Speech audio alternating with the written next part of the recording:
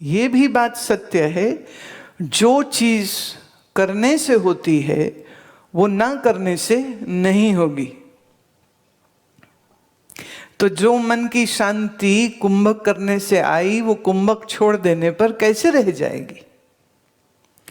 कुछ करके जब मन को हम शांत करें तो नहीं करेंगे। इसलिए देखो, जितना जो भी कोई साधु है, जो भी कोई सन्यासी है, जो भी कोई ब्रह्मचारी है, विद्यार्थी है, उसे ये बात बहुत समझनी चाहिए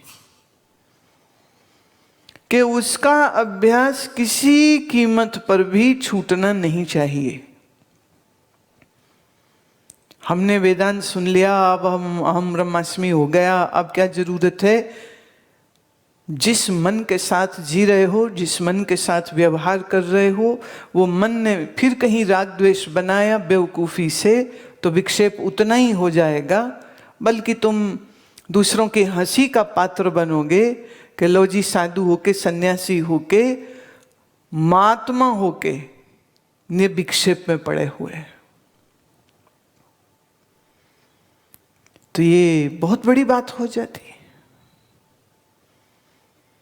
अब जो डेरे आश्रम के गद्दी पे अधिकार लेने के चक्कर में 4-5 साधु आपस में कोर्ट कचहरी खेल रहे होते हैं, वो कहाँ से शोभनीय है?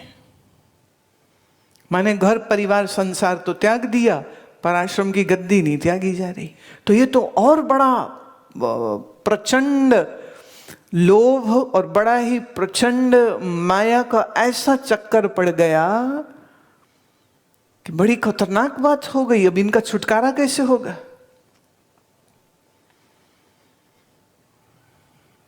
ये बड़ी खतरनाक बात होती। इसलिए जिसने कषाय वस्त्र पहन लिए, माने भगवा वस्त्र पहन लिया, जिसने संकल्प किया संसार छोड़ देने का, ये कपड़े से संसार नहीं छूटता है। जब मन से हम आसक्ति छोड़ दे तब छूटता है। किसी ने कहा कपड़े पहन लेने से क्या हो जाता है? मैं भी यही कहती हूँ, कपड़े पहनने से कुछ नहीं होता, परंतु सन्यास से पूर्व जो सन्यास की तैयारी होती है ना, वो तैयारी करके देखो तो पता तुम्हें चले। क्योंकि उसी तैयारी की प्रोसेस में ही स्वयं को मुर्दा देखना, अपने हाथ से ही अपना श्राद्ध कर्म इत्यादि अंतिम क्रिया करना, स्वयं के हाथ से ही अपने सब संबंधों को छोड़ देना। जिस नाम, जिस इज्जत, जिस पोजीशन के लिए आदमी मरता है, उस नाम को ही त्याग देना। जिस पोजीशन में थे वो पोजीशन को त्याग देना। तो जो जो चीज संसार से बांध सकती है वो एक एक करके वो हर चीज को छोड़ता जाता है। तो sannyas is not about the wearing just ochre clothes, it's more about how you prepare yourself to be ready for this. तो जिसने वस्त्र धारण कर लिए उसके ऊपर तो और बड़ी जिम्मेदारी आ जाती। क्यों? अब सारे समाज की नजर उस पर है। समाज तैयार बैठा है कि ये गलती करे तो सही है, और फिर हम छाती ठोक के कहेंगे कि नहीं देखो हम अच्छे ना, हम जो घरों में रहते हम अच्छे, ये देखो इनके हाल।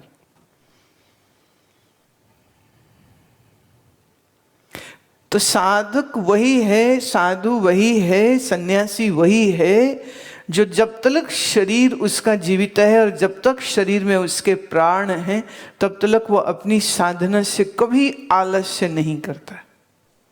मेरे एक मित्र संत कह रहे थे, वो उड़ीसा से थे, उनका जन्म स्थान उड़ीसा में। वो कहते जिस 17 साल की उम्र में वो अपने गुरु के पास गए थे और गुरु ने सुबह 3 बजे जगने का नियम दिया था। जब वो 17 के थे तब ये नियम दिया गया था कि सुबह 3 बजे उठना।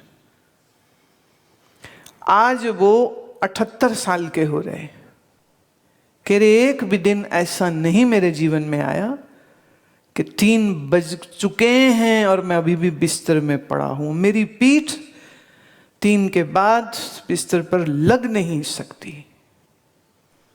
17 से 78 में शरीर कभी कभी बीमार भी हुआ होगा, बुखार भी हुआ होगा, गिरे भी गए, मुझे मालूम है, मेरे मित्र हैं, मैं जानती हूं उनको। कई बार शरीर को उनके कष्ट भी हुआ, चोट, लेकिन 3 बजे का नियम गुरु ने दिया। वो अब गुरु तो कब के मर गए, गुरु तो कब के चले गए, अब तो वो खुद गुरु हैं कई चेलों के। वो बात अलग, उन्होंने किसी को दीक्षा नहीं दी, पर लोग उन पे भाव श्रद्धा करते हैं। तो वो कहते हैं कि अब तो मैं खुद गुरु हूं, तो जो चाहे सो करूं, उठूं चाहे ना उठूं। Who is going to say, अरे ये क्या कर रहे हो, अरे जल्दी उठ जाओ। बोले आज भी 3 बजे, जागने का समय आज भी 3 बजे। रामकृष्ण परमहंस से किसी ने प्रश्न किया था कि ठाकुर आपने तो प्राप्ति कर ली, जो चाहते थे वो आपको मिल चुका है, तो अब आप इतनी कठिन साधनाएं क्यों करते हैं? तो रामकृष्ण ने उत्तर दिया कि मैं अपने लिए नहीं, अब अपने शिष्यों के लिए कर रहा हूं। क्योंकि सिद्ध हो जाने पर भी जब वो मुझे साधना करते देखेंगे तो उनको शर्म भी लगेगी और इंस्पिरेशन भी मिलेगी, और वो फिर फॉलो करेंगे। वो कहा करते थे, क्योंकि ग्रामीण भाषा बोलते थे ना, कहते थे कि अगर कहीं मैं खड़े होके पेशाब करने लग जाऊं, चेले मेरे घूम घूम के करने लग जाएंगे। तो जब मैं बैठ के पेशाब करूंगा तो ये कम से कम एक जगह खड़े होके तो कर लेंगे। मैंने क्या उदाहरण दिया उन्होंने। तो मुझे अपने चेलों से अधिक साधना करने की जरूरत इसलिए महसूस होती है कि जब इतनी सिद्धि के बाद भी वो मुझे इतना समर्पित भाव से, संकल्प से साधना करते देखेंगे तो ये प्रेरित होंगे करने के लिए।